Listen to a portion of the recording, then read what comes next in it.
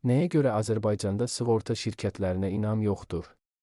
Sığorta bazarında canlanma yaratmaq üçün nə etmək olar? Mövzu ilə bağlı sığorta məsələləri üzrə ekspert Ceyhun Şəfiyev referansla açıqlamasında bildirib ki, Azərbaycanda sığorta bazarının zəif inkişafı və ictimai inamsızlıq uzun illərdir müzakirə olunan mövzudur.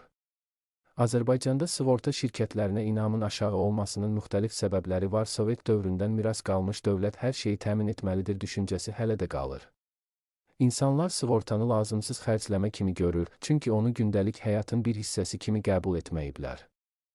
Hadisələrinin ödənişində problemlər, ekspert inamsızlığa səbəb olan faktor kimi bəzi şirkətlərin hadisə zamanı ödənişləri gecikdirməsini qeyd edib.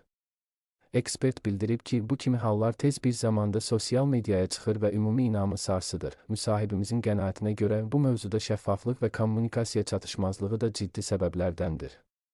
Bununla yanaşı sığorta şirkətləri müştərilərlə bağlanılan müqavilələri çox mürəkkəb formada tərtib edirlər.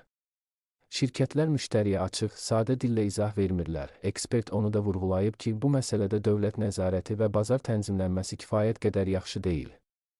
Sığorta şirkətləri keyfiyyətsiz xidmət göstərdiyi halda ciddi sanksiyalarla qarşılaşmırlar. Bütün bunların fonunda da ümumilikdə Azərbaycanda sığorta sisteminə etimadsızlıq göstərilir, deyə ekspert əlavə edib.